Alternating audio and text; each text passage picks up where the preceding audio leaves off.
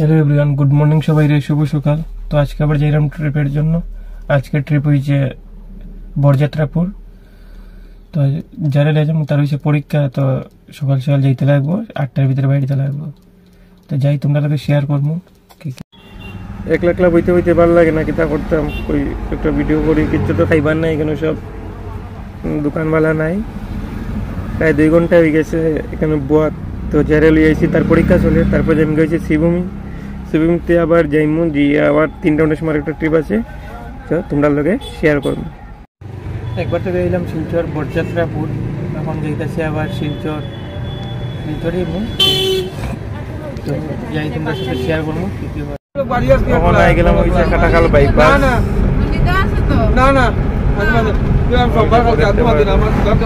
Katakhal bypass Silchar ঢুকে সন্ধ্যা হয়ে গেছে অলরেডি।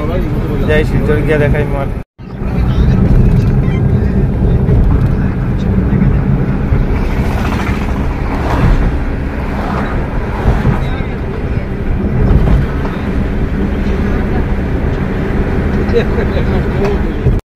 জাস্ট তখন সেখানে ব্রিজ ক্রস করলাম।